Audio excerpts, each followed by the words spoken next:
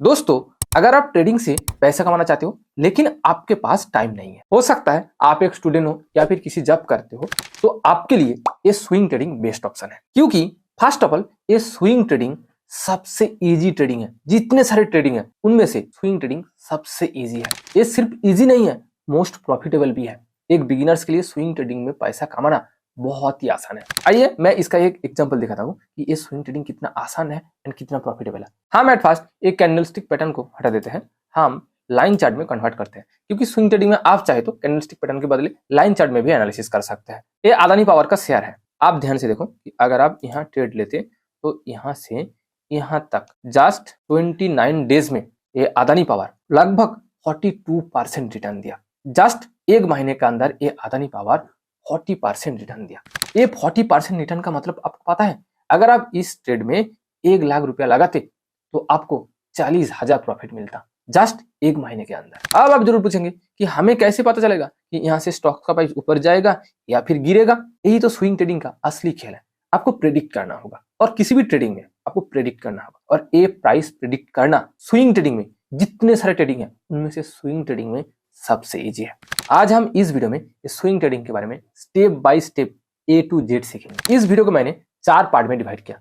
First, ये swing trading क्या है।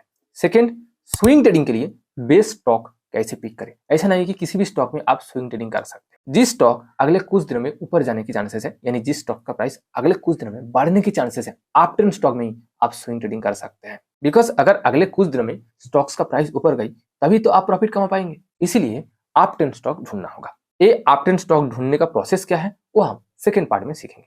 थर्ड, स्विंग ट्रेडिंग में टेक्निकल एनालिसिस एंड स्ट्रेटेजीज क्या होना चाहिए। फोर्थ एंड लास्ट पार्ट में हम सीखेंगे कि ये स्विंग ट्रेडिंग में क्या क्या रिस्क एंड फायदा है। तो आइए हम स्टेप बाय स्टेप इन चारों पार्ट्स को डिटेल्स में समझते हैं।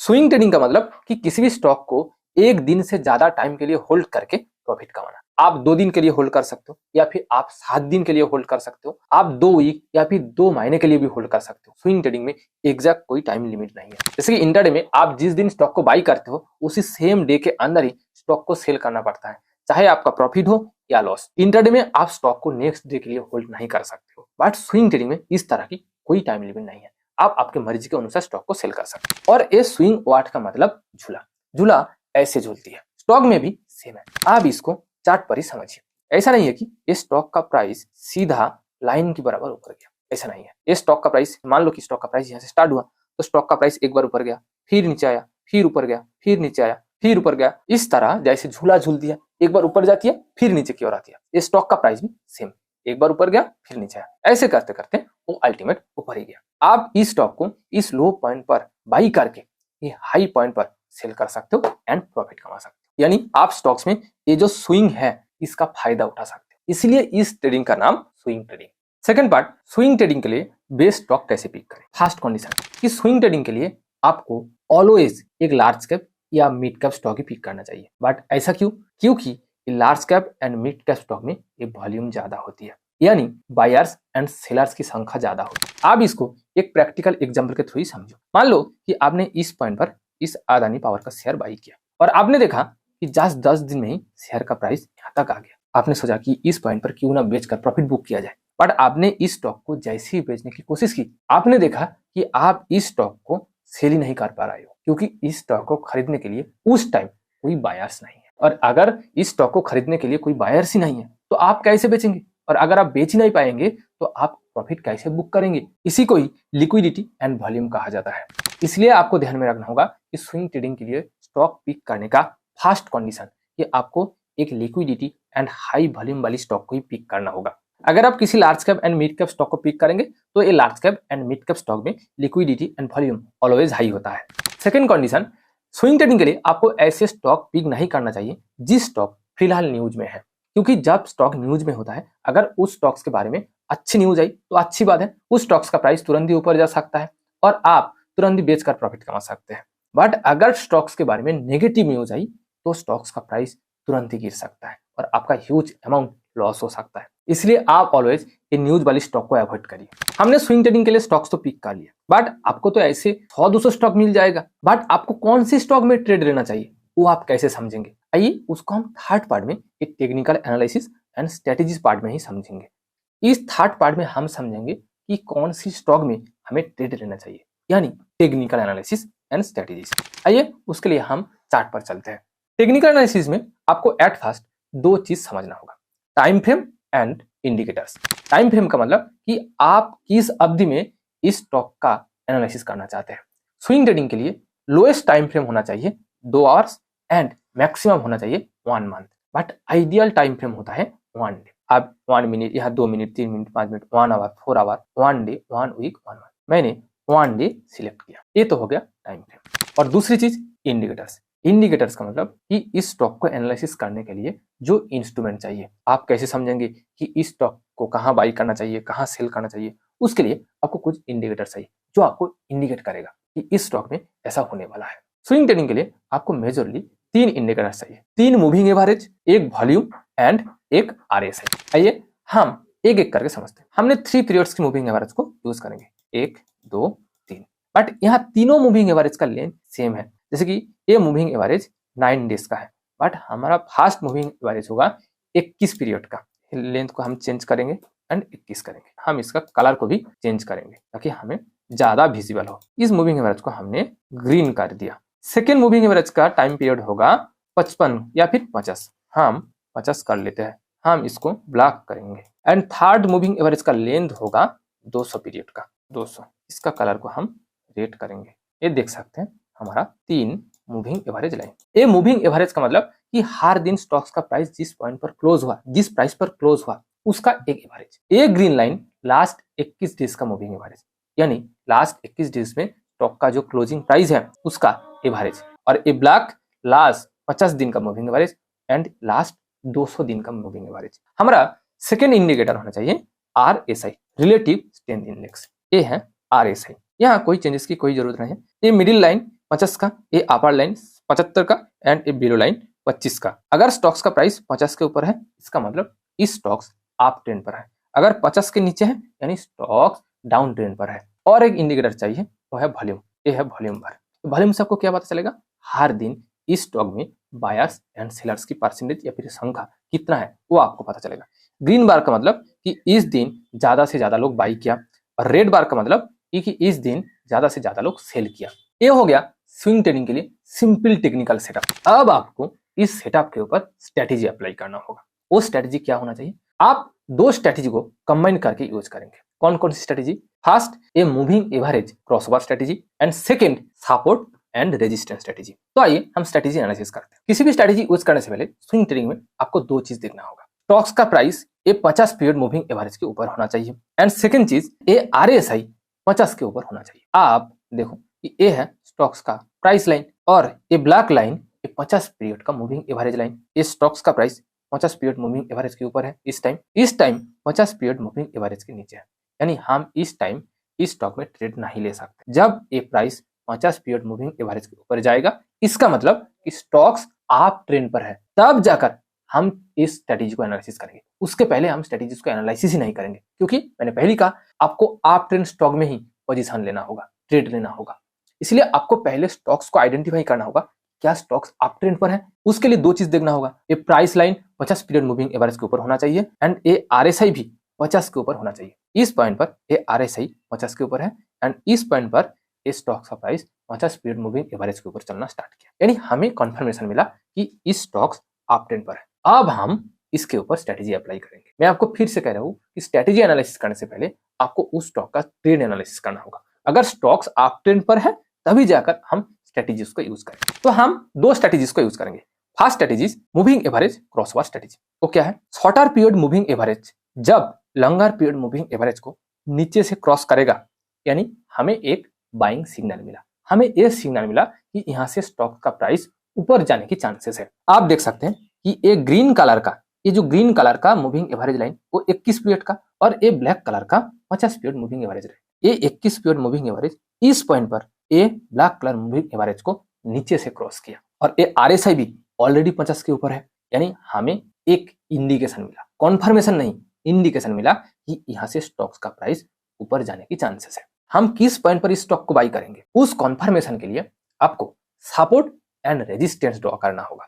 वो क्या है, आपको 2 लाइन ड्रॉ करना होगा, support line and resistance line. हम एट फर्स्ट सपोर्ट को समझते हैं। सपोर्ट का मतलब कि वो लाइन या जोन है जहां से स्टॉक्स का प्राइस बार बार ऊपर जाती है, जहां स्टॉक्स का प्राइस आती है फिर ऊपर जाती है। वो लाइन कौन सी है? आपको एटलीस्ट 3 ऐसे पॉइंट ढूंढना होगा जहां से स्टॉक्स का प्राइस बार बार ऊपर घूमती है। हम ये 1, 2 या फिर 3 इस पॉइंट को हम लाइन ड्रॉ कर सकते हैं। आप ध्यान से देखो, एक ऐसा लाइन है जहां से स्टॉक्स का प्राइस बार बार ऊपर गया, स्टॉक्स का प्राइस ऊपर गया, फिर नीचे आया, फिर ऊपर गया, फिर यहाँ आया, फिर इस पॉइंट पर आया। ये सपोर्ट लाइन एक्चुअली एक जोन होता है। आपको और एक लाइन ड्रॉ करना होगा।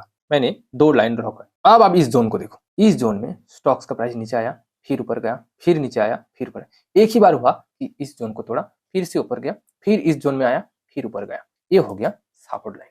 और आपको ध्यान में रखना होगा कि आपको पिछले 7 दिन 5 दिन का सपोर्ट लाइन नहीं, एटलीस्ट 3 महीने का सपोर्ट लाइन को ढूंढना होगा।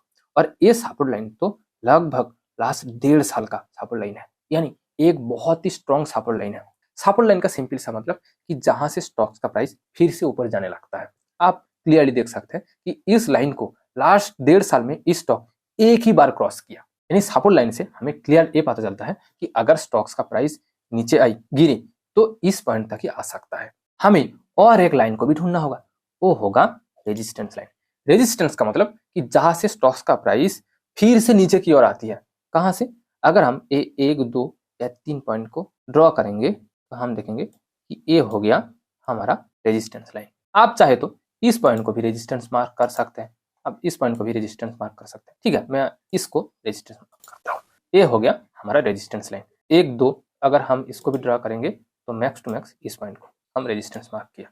ये लगभग लास्ट 2 साल का आपको और भी क्लियरली पता चला कि यहाँ पर भी ये सेम सपोर्ट लाइन, यहाँ पर भी सपोर्ट लाइन बनाया और ये सेम रेजिस्टेंस लाइन यहाँ पर भी रेजिस्टेंस बनाया। यानी ये एक स्ट्रॉन्ग सपोर्ट लाइन है और एक स्ट्रॉन्ग रेजिस्टेंस लाइन है। आप समझते हैं कि ये सपोर्ट एंड रेजिस्टेंस को यूज करके ट्रेड कैसे लेना है। देखिए, स्विंग ट्रेडिंग में आप डाउन ट्रेंड से यानी गिरती हुई मार्केट से या स्टॉक से पैसा नहीं बना सकते हैं। हमें सपोर्ट लाइन इसलिए ड्रॉ करना है ये समझने के लिए कि अगर स्टॉक्स में फॉल्स ब्रेकआउट हुआ, यानी हमारा प्रेडिक्शन गलत हुआ, तो स्टॉक्स का प्राइस कहां तक गिर सकता है यानी हमें कितना लॉस हो सकता है, उसको समझने के लिए ये सपोर्ट लाइन ड्रॉ करना चाहिए। बट आपको ट्रेड लेने के लिए ये रेजिस्टेंस को ध्यान से समझना होगा। देखो, जब भी किसी स्टॉक्स में ये प्राइस लास्ट 3 महीने 6 महीने के रेजिस्टेंस को ब्रेकआउट देता है यानी तोड़ता है, वहां मैक्सिमम चांसेस रहता है कि वहां से स्टॉक्स का प्राइस ऊपर जाएगा। आप ये चांसेस को लगभग 70 to 80% मान सकते हैं। मैं आपको ये रेजिस्टेंस ब्रेकआउट और स्टॉक्स में भी दिखाऊंगा। आप पहले इस स्टॉक्स को समझो। यहाँ इस स्टॉक्स का प्राइस रेजिस्टेंस को इस पॉइंट पर तोड़ा तो आप इस पॉइंट पर बाई कर सकते हैं। आप 175 से 180 के बीच बाई कर सकते हैं। अब सवाल आता है कि हमने इस पॉइंट पर बाई तो कर लिया, बट हम सेल कब करेंगे? सेलिंग के लिए तो कुछ ना कुछ इंडिकेशन होना चाहिए। जब ये स्टॉक का प्राइस ये 21 पीरियड मूविंग एवरेज यानी शॉर्टर पीरियड मूविंग एवरेज के आसपास आएगा, तब आप इस स्टॉक्स को सेल कर सकते हैं।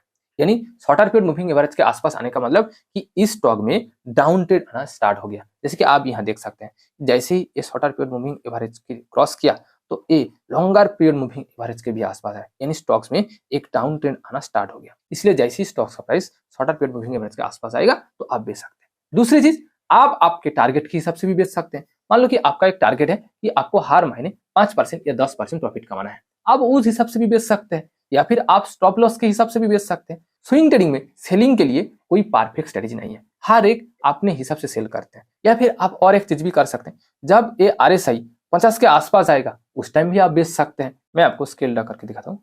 अगर आप इस पॉइंट में बाई करते हैं तो यहाँ से यहाँ तक जस्ट 20 दिन में आपको 26% रिटर्न मिलता है। बट हर बार आपको 20 दिन में 20% रिटर्न नहीं मिलेगा, बिकॉज 20 दिन में 20% रिटर्न का मतलब बहुत बहुत हाई रिटर्न। बट आप एवरेज हर महीने 10% रिटर्न, ईयरली 100% रिटर्न कमा सकते हैं। ये 100% रिटर्न का मतलब आपको पता है, आप आपके कैपिटल के बराबर प्रॉफिट कमा सकते हैं। अगर आपका ट्रेडिंग कैपिटल 1 लाख है तो आप हर साल 1 लाख के बराबर प्रॉफिट कमा सकते हैं। अब इस स्ट्रेटेजी को किसी और एक स्टॉक में अप्लाई करके देखते हैं, SBIN, state bank of India. आप ध्यान से देखो कि इस टाइम ये RSI 50 के नीचे है, यानी स्टॉक्स डाउन ट्रेंड पर है, एंड ये प्राइस भी 50 पीरियड मूविंग एवरेज के नीचे है। आप ध्यान से देखो, ये प्राइस 50, ये black line 50 period moving average, and ये पर्पल कलर का लाइन, ये price line 50 period moving average के नीचे है। यानी आप क्लियरली देख सकते हैं कि इस स्टॉक्स डाउन ट्रेंड पर है। हम इस स्टॉक्स में ट्रेड नहीं ले सकते, स्विंग ट्रेडिंग के लिए पोजीशन नहीं बना सकते। बट हम कुछ दिन पहले पोजीशन बना सकते थे, इस पॉइंट पर हम पोजीशन बना सकते थे। इस पॉइंट पर ये RSI 50 के ऊपर जाना स्टार्ट हो गया एंड इस पॉइंट पर ये प्राइस भी 50 पीरियड यानी 50 डेज का मूविंग एवरेज के ऊपर है। यानी हमें यहाँ एक क्लियर इंडिकेशन मिला कि आपको दो लाइन ड्रॉ करना होगा, एक support line and resistance line. अगर हम इस स्टॉक में एक सपोर्ट जोन ढूंढने की कोशिश करेंगे तो ये हमारा एक सपोर्ट जोन हो सकता है, ठीक इस पॉइंट पर हमारा एक सपोर्ट जोन हो सकता है एंड यहाँ से लेकर यहाँ तक ये हमारा एक सपोर्ट जोन एंड हमारा रेजिस्टेंस होगा इस पॉइंट पर। हम इस पॉइंट को रेजिस्टेंस मान सकते हैं या फिर इस पॉइंट को भी हम रेजिस्टेंस मार्क कर सकते हैं, बट ये रेजिस्टेंस इसके तुलना में ज्यादा क्लियर लग रहा है, इसलिए हम इस रेजिस्टेंस को डिलीट कर दें। क्योंकि यहाँ सिर्फ 2 बार स्टॉक्स का प्राइस घूमकर नीचे आया, बट इस रेजिस्टेंस पर 8-10 बार इस स्टॉक्स का प्राइस नीचे की ओर आया, इसलिए इस रेजिस्टेंस को हमें स्ट्रॉन्ग लग रहा है, इसलिए हम इसको रेजिस्टेंस मार्क किया। यहाँ हम और एक लाइन ड्रॉ कर सकते हैं, ये है थोड़ा इस लाइन के ऊपर एंड इसका यहाँ ये रेजिस्टेंस जोन एंड ये सपोर्ट जोन। यहाँ स्टॉक्स का प्राइस 50 पीरियड मूविंग एवरेज के ऊपर चलना स्टार्ट किया, बट हम कहाँ बाई करते हैं? जब ये स्टॉक्स का प्राइस ये रेजिस्टेंस तोड़ेगा हम उसके बाद बाई करेंगे। अगर हम यहाँ बाई करते तो हम कहाँ बेचते? मैंने आपको पहले कहा कि जब स्टॉक्स का प्राइस इस शॉर्टर पीरियड मूविंग एवरेज के आसपास आएगा तब हम बेच देंगे, यानी हम यहाँ इस स्टॉक्स को सेल करते हैं। सिमिलरली आप देख सकते हैं, मैंने आपको ये और एक स्ट्रेटेजी कहा था कि जब प्राइस ये 50 के नीचे आएगा, RSI 50 के नीचे आएगा तब भी हम बेच सकते हैं, यानी हम इस पॉइंट पर भी बेच सकते थे। तो हमें कितना प्रॉफिट मिलता? हम एक स्केल ड्रॉ करेंगे, यहाँ से लेकर यहाँ तक हमें लगभग 42% प्रॉफिट 166 डेज में, यानी लगभग 5.5 महीने में 42% प्रॉफिट। बट क्या हम इतने देर के लिए इस स्टॉक्स को होल्ड करेंगे? नहीं, बिल्कुल नहीं। मेरा एक सिंपल स्ट्रेटजी, स्विंग ट्रेडिंग के लिए मैक्सिमम 30 से 35 दिन के लिए स्टॉक को होल्ड करना चाहिए, वहां से जो प्रॉफिट मिलता है वो बुक करके निकल लेना चाहिए। तो आप देख सकते हैं कि ये moving average crossover and support and resistance strategy कितना सिंपल है, कितना आसान है। एक बिगिनर्स भी इस स्ट्रेटजी को यूज करके 80% टाइम प्रॉफिट कमा सकते हैं। मैं आपको 2 स्टॉक्स में दिखाया ये कितना अच्छे तरीके से काम करता है। देखो ये कोई क्लिक बेट नहीं है, ये क्यों काम करता है? क्योंकि स्विंग ट्रेडिंग में आप लंबे दिन के लिए स्टॉक्स को होल्ड करते हैं, आपको स्टॉक्स को बेचने के लिए कोई एग्जैक्ट टाइम लिमिट नहीं है, इसलिए आप स्टॉक को लंबे दिन तक होल्ड करके प्रॉफिट कमा सकते हैं। आपको जब तक ना प्रॉफिट मिले आप तब तक होल्ड कर सकते हैं, इसलिए स्विंग ट्रेडिंग इतना प्रॉफिटेबल है। ये तो हो गया हमारा टेक्निकल सेटअप एंड स्ट्रेटेजीज। आप समझते हैं कि इस स्विंग ट्रेडिंग में क्या क्या प्रॉस एंड कॉन्स है, यानी क्या क्या रिस्क एंड फायदा है। हम एट फर्स्ट रिस्क की बात करते हैं। अल्टीमेट एक ट्रेडिंग है और ट्रेडिंग में रिस्क होता ही है। स्विंग ट्रेडिंग में मेजर रिस्क है कि ओवरनाइट का रिस्क।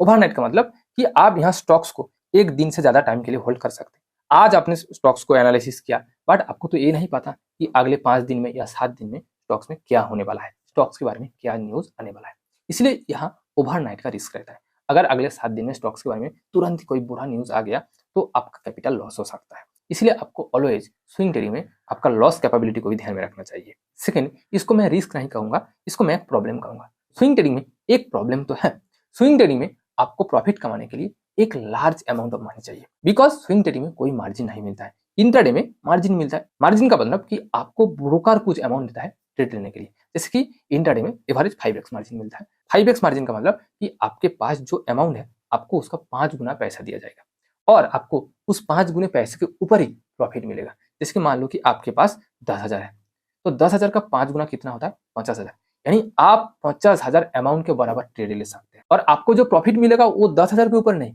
50,000 के ऊपर मिलेगा। सिमिलरली अगर आपका लॉस हुई तो आपके 50,000 के ऊपर ही होगा। बट स्विंग ट्रेडिंग में आपको किसी भी तरह का कोई मार्जिन नहीं मिलता है, यहाँ आपको रियल अमाउंट से ही ट्रेड लेना पड़ता है। आप इसको एक आसान एग्जाम्पल के थ्रू ही समझो। मान लो कि आपके पास 10,000 का ट्रेडिंग कैपिटल है और आपको ये इंट्राडे एंड स्विंग ट्रेडिंग से दोनों ट्रेडिंग से मंथली 10% इक्वल प्रॉफिट मिलता है। बट यहाँ एक डिफरेंस है कि इंट्राडे में आपको 5x मार्जिन मिलता है, यानी आपको जो 10% प्रॉफिट मिला वो एक्चुअली 10,000 के ऊपर नहीं, वो आपको 50,000 के ऊपर 10% प्रॉफिट मिलेगा, यानी आपको हर महीने 5,000 प्रॉफिट मिलेगा। बट आप सेम 10,000 लेकर अगर आप स्विंग ट्रेडिंग करेंगे तो आपको अगर 10% प्रॉफिट मिला तो 10,000 का 10% यानी 1,000 रुपया मिलेगा, यानी सेम कैपिटल के ऊपर इंट्राडे में 5 गुना प्रॉफिट मिलता है। बट अगर आप स्विंग ट्रेडिंग से हर महीने 5,000 प्रॉफिट कमाना चाहते हैं तो आपके पास एटलीस्ट 50,000 ट्रेडिंग कैपिटल होना चाहिए। इसलिए अगर आप स्विंग ट्रेडिंग करके हर महीने 10,000 कमाना चाहते हैं तो आपके पास एटलीस्ट 1 लाख ट्रेडिंग कैपिटल होना ही चाहिए। ये स्विंग ट्रेडिंग का एक प्रॉब्लम आप मान सकते हैं। इसलिए मैक्सिमम बिगिनर्स स्विंग ट्रेडिंग नहीं करते हैं, क्योंकि बिगिनर्स के पास ये ट्रेडिंग करने के लिए ज्यादा अमाउंट नहीं होती है। इसलिए बिगिनर्स ऑलवेज इंट्राडे या एफएनओ से स्टार्ट करते हैं। ये तो हो गया स्विंग ट्रेडिंग का दो रिस्क एंड प्रॉब्लम। अब बात करते हैं कि स्विंग ट्रेडिंग में क्या क्या फायदा है। फर्स्ट फायदा कि स्विंग ट्रेडिंग में एक्यूरेसी यानी विन परसेंटेज सबसे हाई है।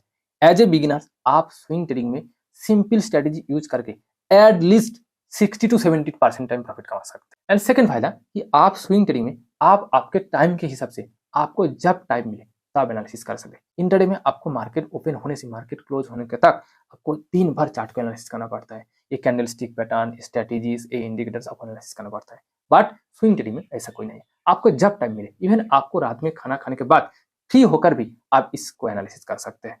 थर्ड, स्विंग ट्रेडिंग में स्ट्रेस भी कम होता है, क्योंकि आपको दिन भर चार्ट एनालिसिस करने की या फिर कैंडलस्टिक पैटर्न एनालिसिस करने की कोई जरूरत नहीं है। आप फ्री होकर 15 से 20 मिनट या फिर 30 मिनट के लिए ये सब कर सकते हैं। इसलिए स्विंग ट्रेडिंग में स्ट्रेस भी बहुत ही लो होता है। तो स्विंग ट्रेडिंग में ये 3-4 मेजर फायदा है। बस जाते जाते मैं आपको एक ही बात कहूंगा, अगर आपके पास आज ट्रेडिंग कैपिटल कम है तो भी आप स्विंग ट्रेडिंग से ही स्टार्ट करिए, बिकॉज स्विंग ट्रेडिंग एक तो मोस्ट प्रॉफिटेबल ट्रेडिंग है। यहाँ विन परसेंटेज सबसे हाई है। यहाँ आपका पैसा लॉस होने का चांस बहुत ही कम है। और सबसे अच्छी चीज कि आप ट्रेडिंग को यहाँ से सीख सकते हैं, क्योंकि जब आपका पैसा कम लॉस होता है तो आप ज्यादा से ज्यादा दिन के लिए ट्रेडिंग कर सकते हैं उस कैपिटल से। और आप जितने ज्यादा दिन के लिए ट्रेडिंग करेंगे आपको ट्रेडिंग का एक्सपीरियंस होगा, आपको ट्रेडिंग का मार्केट का साइकोलॉजी पता चलेगा। आपको एक बात ध्यान में रखना होगा, किसी भी ट्रेडिंग में साइकोलॉजी सबसे इंपॉर्टेंट है। चाहे आपके पास दुनिया का कितना बेस्ट स्ट्रेटेजी क्यों ना हो, अगर आपको ट्रेडिंग का साइकोलॉजी, मार्केट का साइकोलॉजी नहीं पता तो आप ट्रेडिंग से पैसा नहीं कमा सकते। और मार्केट की ये साइकोलॉजी को समझने के लिए आपको एटलीस्ट 6 महीने से 1 साल तक ट्रेडिंग करना होगा। इसलिए आपके पास जो कैपिटल है, आपका फर्स्ट टारगेट होना चाहिए उस कैपिटल को एटलीस्ट 6 महीने तक सस्टेन करना। उम्मीद करता हूँ कि आपको ये स्विंग ट्रेडिंग का A to Z, ये स्विंग ट्रेडिंग क्या है, स्विंग ट्रेडिंग के लिए बेस्ट स्टॉक कैसे पिक करना है, स्ट्रेटेजीज एंड टेक्निकल सेटअप क्या होना चाहिए, एंड स्विंग ट्रेडिंग में क्या क्या रिस्क एंड फायदा है, वो आप अच्छे से समझ चुके होंगे। आप कमेंट करके बताइए आप कौन सा ट्रेडिंग को पसंद करते हैं, स्विंग ट्रेडिंग, इंट्राडे या फिर एफएनओ। अगर आपको मेरा ये वीडियो पसंद आई तो प्लीज वीडियो को लाइक करिए एंड दोस्तों के साथ शेयर करिए। और हाँ, अगर आपने अभी तक इस चैनल को सब्सक्राइब नहीं किया तो प्लीज सब्सक्राइब करिए, ताकि आपकी तरफ से भी मुझे कुछ वैल्यू मिले। Thank you for watching this video. See you again.